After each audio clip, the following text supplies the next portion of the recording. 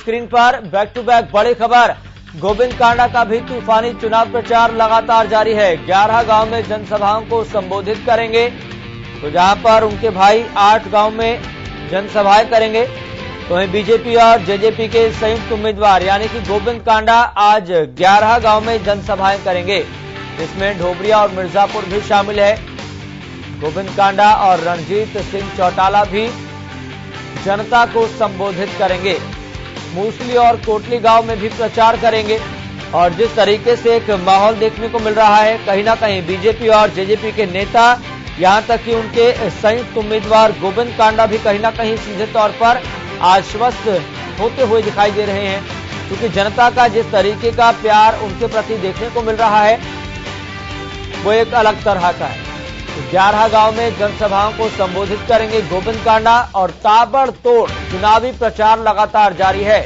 मकसद यही है कि जितने भी दिन अब बचे हैं उन दिनों के भीतर किसी न किसी तरीके से सभी गांवों को कवर किया जा सके और कवर करने के साथ साथ जनता के दिलों में जगह बनाई जा सके।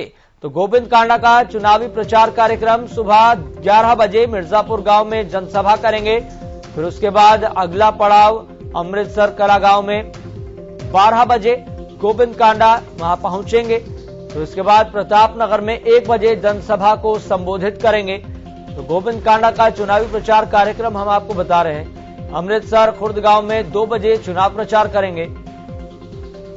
दोपहर 3 बजे ममेरा कला गांव में भी जनसभा होगी। तो गोविंद कांडा जनसभा को संबोधित करेंगे। बात करें 4 बजे के शेड्यूल की, तो 4 बजे ममेरा खुर्द में जनसभा को संबोधित करेंगे।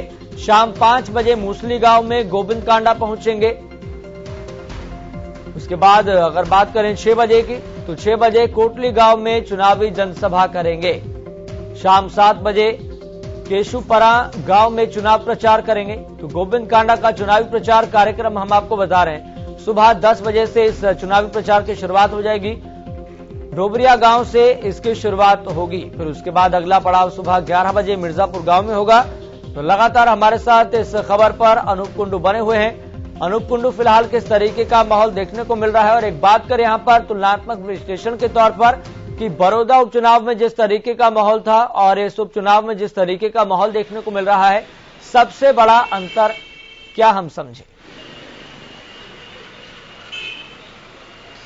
देखिए, जैसे अगर हम बड़ौदा उपचुनाव की और एलनाबाद उपचुनाव की तुलना करें तो बहुत सारा यहाँ पर है डिफरेंस देखने को मिल रहा है, अंतर देखने को मिल रहा है, क्योंकि वो एक अन्य दूसरी तरह से उस चुनाव को लिया गया था। लेकिन ये जो चुनाव है, यहाँ बड़े बड़े दिग्गज नेता जिस प्रकार से इनेलो का ये गढ़ रहा है, उसको देखते हुए कई मायने में उससे बहुत ज्यादा अहमियत वाला उपचुनाव माना जाता है। और जिस प्रकार से इनेलो जो प्रत्याशी यहाँ पर है, उन्होंने किसानों के समर्थन में इस्तीफा दिया था, लेकिन अब वो बात नजर नहीं आ रही। उसको देखते हुए उधर से बीजेपी ने जब गोविंद कांडा को उतारा तो मुकाबला लगातार टफ होता हुआ आज एक तरफा होता जा रहा है। गोविंद कांडा के प्रचार में आज खुद जो है कैबिनेट मंत्री चौधरी रणजीत सिंह चौटाला उनके साथ हैं। कल भी उनके साथ वो लगातार दौरों में थे। और रणजीत सिंह चौटाला के यहाँ पर क्षेत्र में चुनाव प्रचार करने के बाद गोविंद कांडा दिन प्रतिदिन मजबूत होते हुए नजर आ रहे हैं। खास बात यह भी है कि गोविंद कांडा जब लोगों के बीच में जाते हैं तो अपने आप को एक विधायक के तौर पर नहीं, लोगों के जन सेवक के तौर पर पेश करते हैं। और उनका कहना है कि 3 साल के लिए एक बार उनको आजमा कर देखिए, अगर हल्के के काम ना हुए तो वो अगली बार वोट मांगने तक नहीं आएंगे। लोगों को कहीं कहीं अब आस जग चुकी कि अगर 3 साल के लिए हम गोविंद कांडा को एक बार अपना विधायक चुन लेते हैं तो हो सकता है कि जो विकास पिछले 17 साल में ना हुए हों वो 3 साल में हो जाए।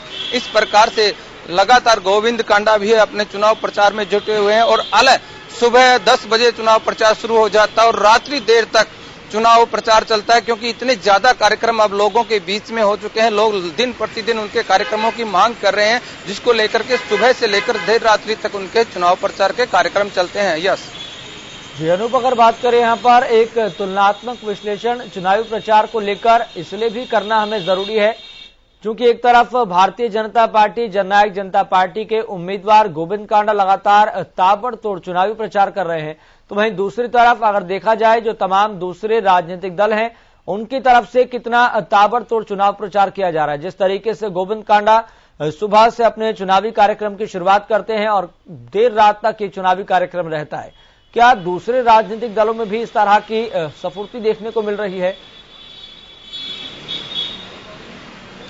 देखिए हम ऐलनाबाद उपचुनाव की बात कर रहे हैं, तो जिस प्रकार से आप विपक्षी दलों की बात पूछ रहे हैं तो यहाँ पर कुछ सरगर्मियां उनमें देखने को मिलती है, लेकिन जिस प्रकार से गोविंद कांडा के पक्ष में यहाँ चुनाव प्रचार चल रहा है, पहली बात तो ये है कि हलोपा सुप्रीमो और उनके बड़े भाई गोपाल कांडा शुरू से ही इतने धुआंधार तरीके से यहाँ पर चुनाव प्रचार में जुटे हैं, और उसके बाद डॉक्टर अजय चौटाला उनके चुनाव प्रचार में आ चुके हैं। दिग्विजय चौटाला अब लगातार उनके साथ कार्यक्रमों में जा रहे हैं। रणजीत सिंह चौटाला यहाँ पर जा रहे हैं। बराला की बात कर ली जाए, युवा जो टीम है उनकी, चाहे प्रदेश की युवा मोर्चा की टीम है उसकी बात कर ली जाए, तो तमाम जो यहाँ पर है धुआंधार पर चुनाव प्रचार चल रहा है, और ये चुनाव प्रचार हर घर तक पहुंच रहा है, हर मतदाता तक पहुंच रहा है। और यही बात है कि दिन प्रतिदिन जो है समीकरण बदल करके कहीं न कहीं भाजपा जो प्रत्याशी है उनकी तरफ आ रहे हैं। यस, चलिए अनूप कुंडू, बहुत बहुत शुक्रिया जानकारी साझा करने के लिए।